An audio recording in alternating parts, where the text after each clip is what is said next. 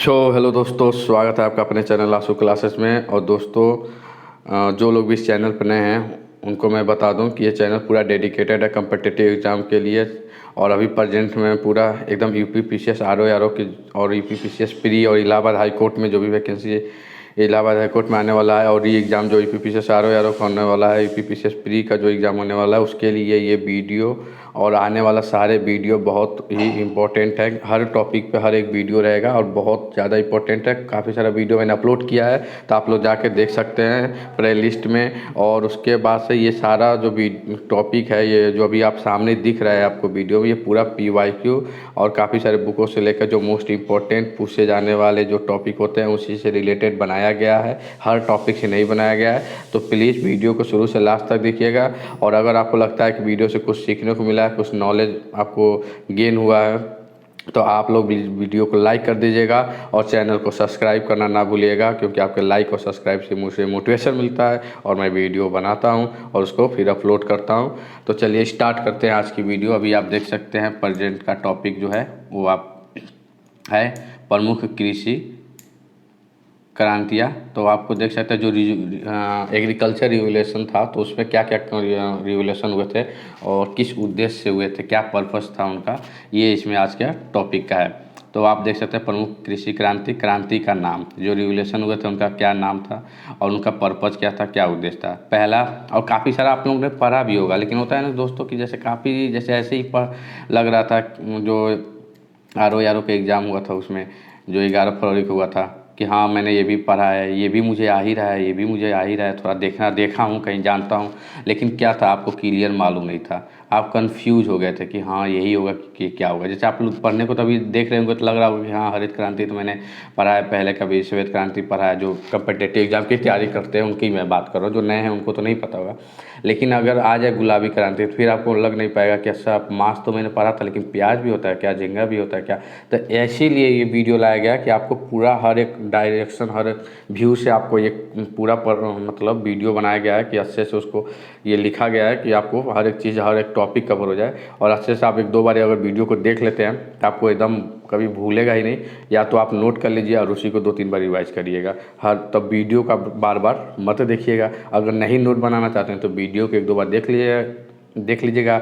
10-15 minute का video है, पहले 10-15 मिनट लगेगा, फिर आप 1.5x 2x पे करके देख लीजिएगा, तो आपको 5-10 मिनट में ही कंप्लीट हो जाएगा। एग्ज़ाम से पहले देख लीजिएगा और अच्छा हो जाएगा। तो चलिए देखते हैं। तो पहला है हरित क्रांति, जिसे आप देखते हैं खाद्यान्न उत्पादन कहा जाता है हरित क्रांति को। तो इसका अगर हरित क्रांति क्यों हुआ था, क्योंकि इसका जो है उसका उद्देश्य था खाद्यान्न उत्पादन। जैसे आप लोग को मालूम है हरित क्रांति में जब हुआ था तो उसमें गेहूं जो है उसके उपज को बहुत ज़्यादा ये फ़ायदा हुआ था। चावल का भी हुआ था, लेकिन गेहूं का बहुत ज़्यादा उपज जो होता है, जो उत्पादन जिसे बोला जाता है, वो बहुत ज़्यादा वृद्धि हुई थी उसमें। जैसे मान के चलो, एक एग्जांपल दे रहा हूँ कि अगर गेहूं पहले 5% होता था, तो हरित क्रांति लागू करने के बाद से ये सीधे 30 से 35% हो गया था। ठीक, एक एग्जांपल बता रहा हूँ क्योंकि ये एग्जैक्ट आंकड़ा नहीं है। तो एक एग्जांपल बता रहा हूँ कि हरित क्रांति का क्या बेनिफिट हुआ। तो गेहूं की उत्पादन जो होता है, उपज जो होती है, वो वृद्धि हो गई थी। सेकेंड चीज़ ये जो है, ये आपका राजस्थान साइड ही लगा था। और ये जो हमारा पंचवर्षीय योजना जो स्टार्ट हुआ था 1951 से स्टार्ट हुआ था, जो पहली पंचवर्षीय योजना थी, तो आपको मालूम है कृषि आधारित थी। तो इन सब चीज़ जो 5 साल फिर चला था। तो ऐसे जब वो ये हरित क्रांति जब लागू हुआ था तो 1966 जो होता है उनमें 1969, ये 3 साल में आपका मतलब जो पंचवर्षीय योजना है ये 3 साल के लिए बंद था। मतलब इसमें पंचवर्षीय योजना कोई लागू नहीं होता। इसे आप कह सकते हैं कि जैसे पहली 12 पंचवर्षीय योजना है, ठीक, जो 2017 में लास्ट पंचवर्षीय योजना एंड हुआ था। उस टाइम जो होता है 2017 में आपका स्टार्ट हुआ था योजना जो होता है, आयोग जो है उसके जगह पे योजना आयोग जो है दोस्तों, उसके जगह पर आपको मालूम है कि 1 जनवरी 2015 में नीति आयोग का स्थापना हुआ था। ठीक, तो आपका योजना आयोग को हटा दिया गया दोस्तों, और उसी की जगह पर अब नीति आयोग जो होता है उसका नीति आयोग का स्थापना हुआ था। ठीक, नीति आयोग का स्थापना हुआ 1 जनवरी 2015 में। तो नीति आयोग जो है उसके अध्यक्ष जो हैं वो प्रधानमंत्री होते हैं। आपको मालूम होना चाहिए कि नीति आयोग जो है उसके अध्यक्ष प्रधानमंत्री होते हैं और योजना आयोग के भी प्रधानमंत्री ही थे। जैसे अभी इसके अध्यक्ष नीति आयोग के अपने नरेंद्र मोदी जी हैं, ठीक। और उसके बाद से ये योजना आयोग जो होता है वो 12 मतलब योजना आयोग लागू हुआ था। तो 12वां जो है वो आपका 2012 से 2017 5 साल का होता है। पंचवर्षीय योजना बोला जाता था, पहला 1991 में स्टार्ट होता। तो ऐसे ही 2012 से 5 इसमें ऐड कर लीजिए तो आपका हो जाएगा 2017 तक लागू था, लास्ट 2017 ही था। और इसमें ही आपका SDG जो होता है वो भी लागू हुआ था, सस्टेनेबल डेवलपमेंट गोल, जिसमें आपको मालूम है कि 30 गोल लक्ष्य रखा गया 2030 तक पूरा करने का। ये सब करेंट अफेयर्स आप पढ़ेंगे तो आपको मालूम होगा कि SDG में 30 गोल हैं और 30 गोल में जैसे गरीबी है, रिलेटेड है, पावर्टी जो बोला जाता है इन सबसे, और ये जो है 2030 तक आपका अप्लाई करने का है, ठीक। कि इसको 30 को अपना फुलफ़िल कर लेना है, इस पर लक्ष्य प्राप्त कर लेना है। और उसके बाद से आपको बता दें कि योजना आयोग जब लागू हुआ था, कब लागू हुआ था, तो योजना आयोग से पहले 1991 में लागू होता। पहली पंचवर्षीय योजना थी जो कृषि आधारित थी। और हरित क्रांति जो है इसको लागू हुआ था 1966 से 1969 के बीच में 3 साल का जो योजना आयोग का अवकाश बोल सकते हैं। जैसे इसमें कोई भी मतलब ये क्या नाम, भूखा पड़ा था, सूखा हो गया था, इन सब की वजह से जो आपातकाल हुआ था तो उसमें ये योजना फुलफिल नहीं हुआ था तो उसको लागू नहीं हुआ था। तो 1966 से 1969 में ये बंद था योजना आयोग, ठीक। जो पंचवर्षीय योजना है वो बंद थी, कोई इसमें पंचवर्षीय योजना लागू नहीं होता है 3 साल। फिर 1969 से चालू हो गया था पंचवर्षीय योजना।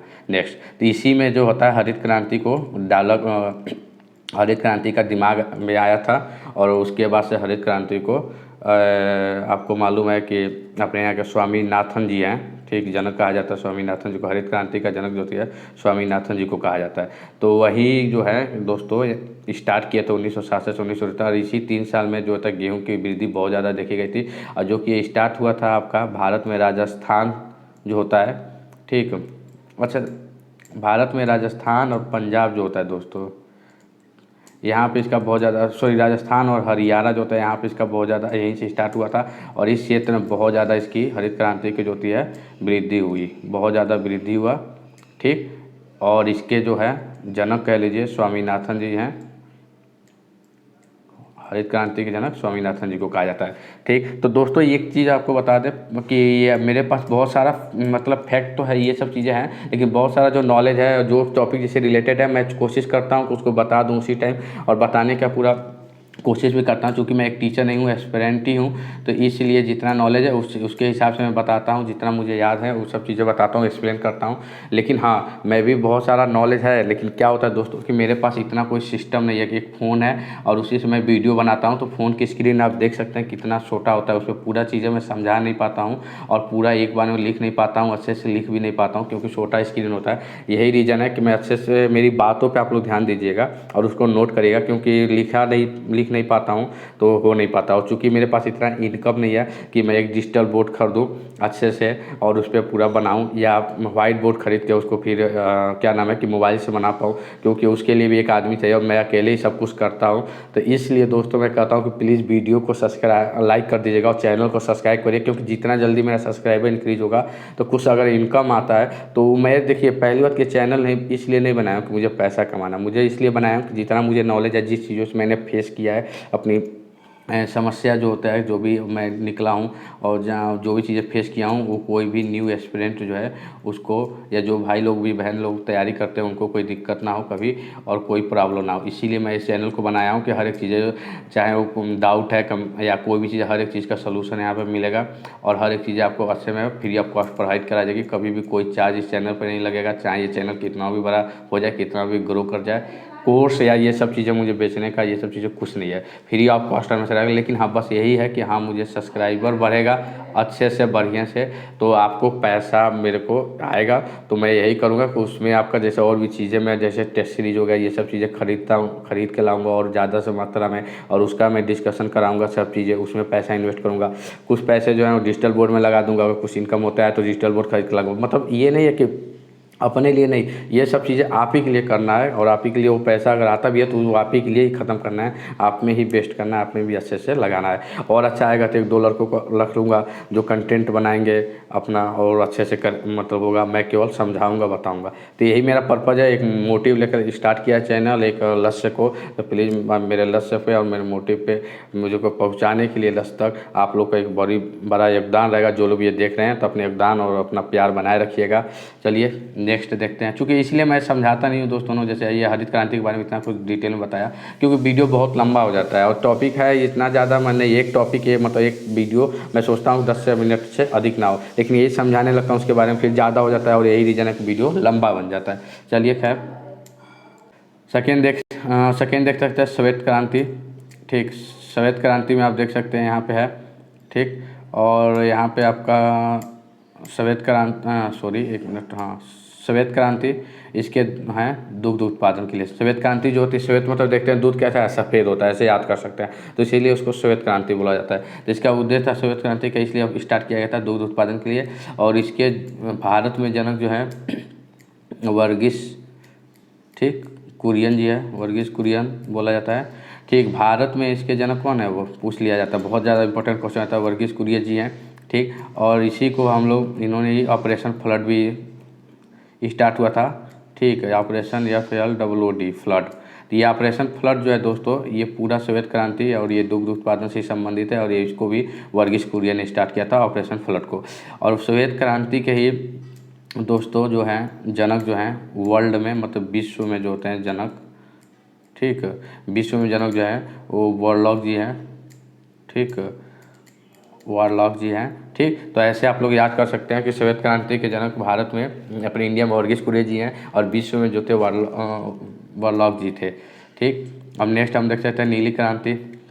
तो आपको याद होना चाहिए, मछली जैसे है देखते होंगे नीली ही रहती है, तो इसलिए इसको नीली क्रांति मत्स्य उत्पादन को कहा जाता है। ऐसे याद कर लीजिएगा, मत्स्य मतलब मछली हो गया, इसको मत्स्य उत्पादन को नीली क्रांति कहते हैं। पीली क्रांति जैसे आप देखते हैं सरसों जो हो गया, ठीक है, ये सब कैसे होते हैं, पीला होता है इनका दाना। ठीक, सरसों हो गया ये सब तिलहन और या क्या नाम दाल हो गया, ये सब भी अधिकतर आप देखते होंगे येलो ही होता है। ठीक, तो ये जैसे तिलहन उत्पादन जो होता है पीली क्रांति से समझते हैं। गुलाबी क्रांति मांस उत्पादन, प्याज और झींगा।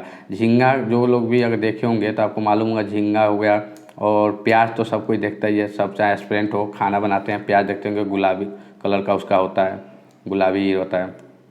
ठीक, तो गुलाबी होने की वजह से जो है आपका इसका छिलका जो होता है प्याज के ऊपर का गुलाबी होता है, इससे आप रिलेट कर सकते हैं कि गुलाबी क्रांति। मांस उत्पादन जो होता है, मांस भी आप देखते होंगे थोड़ा रेडिश रहता है, हल्का सा गुलाबी, तो इसलिए इसको गुलाबी क्रांति मांस उत्पादन, प्याज और झींगा उत्पादन कहा जाता है। भूरी क्रांति जो है वो आपका है ऊन, चमड़ा और उर्वरक तीनों से है। तो भूरी क्रांति आ जाए तो ऊन भी पूछ सकता है, ऊन उत्पादन, चमड़ा उत्पादन और उर्वरक उत्पादन। इसको थोड़ा इंपॉर्टेंट मार्क कर लीजिएगा, क्योंकि याद करने का कोई ट्रिक ज़्यादा नहीं है, तो आप लोग इसको देख लीजिएगा।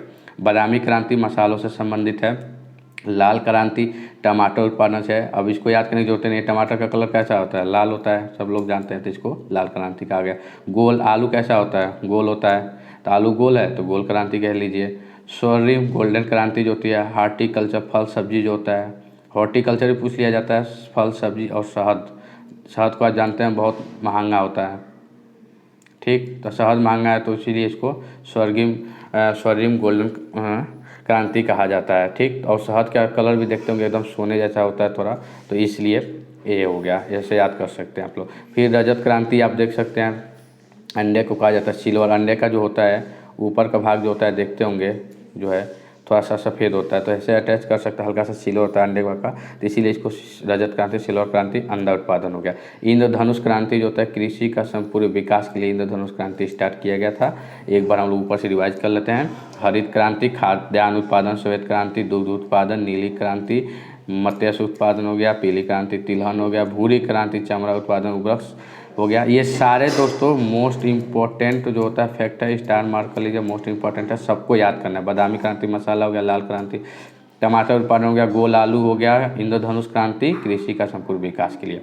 और उसके बाद से दोस्तों इसी में है आपका कुछ, जैसे आप लोग पढ़ाई किए होंगे, जियोग्राफी में पढ़ते होंगे, तो जो कृषि का जो टॉपिक है उसी में फसल से रिलेटेड है, खाद्यान्न का, कि जो फसल की बुआई होती है वो एक साल में कितनी बार होती है, उसको क्या क्या नाम दिया गया है और कब कब होता है, इसी का ये वीडियो है और ये टॉपिक है। तो आप देख सकते हैं पहला है प्रकार जो होता है रबी की फसल।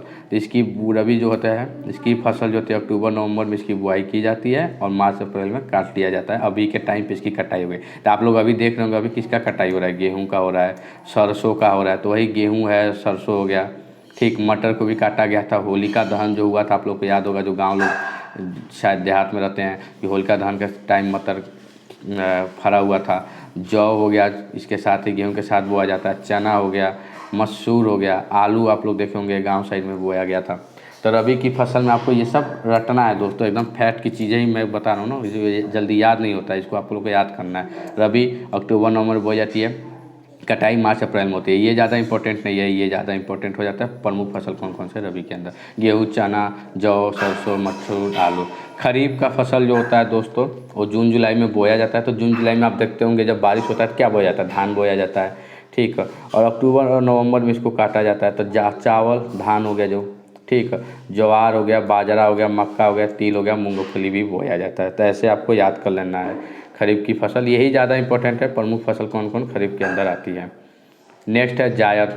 जायद की फसल जैसे बीच में बोई जाती है दोस्तों। जैसे जायद जो होता है उसमें खरबूज, तरबूज, खीरा, तो कब बोया जाता है, मार्च अप्रैल में आप देखते होंगे कि बोया जाता है और जून जुलाई में ही काट लिया जाता है। जैसे इनके उस बीच में ही बोया जाता है, ठीक है। ये बो के और तुरंत इनको काटने के बाद फिर ये फसल बो दी जाती है, खरीफ की फसल जून जुलाई में। तो मार्च अप्रैल में इसको बो के जून जुलाई में इसको काट लिया जाता है। तो इसमें फसल का नाम है तरबूज हो गया, खरबूज हो गया, ककड़ी हो गया, खीरा हो गया, और कुछ सब्जियां हैं जैसे कि भिंडी हो गया। ये सब चीज़ें इसमें बोई जाती हैं, ठीक। तो ये हो गया, एक बार आपको रिवाइज कर देते हैं। 3 प्रकार का फसल होता है जो बोई जाती है, रबी, खरीफ और जायद। तो रबी जो होता है उसमें अक्टूबर नवंबर में बुआई की जाती है, कटाई मार्च अप्रैल में की जाती है। प्रमुख फसल जो है गेहूँ है, ठीक। ये इंपॉर्टेंट हो जाता है, इसको याद करिए, गेहूँ, चना, सरसों। खरीफ का जून जुलाई हो गया, अक्टूबर में नवंबर काट लिया जाता है। चावल, बाजरा, ज्वार, मक्का, ये सब। जायद भी इंपॉर्टेंट है लेकिन उतना इंपॉर्टेंट नहीं है क्योंकि इसको सबको लगभग याद ही रहता है।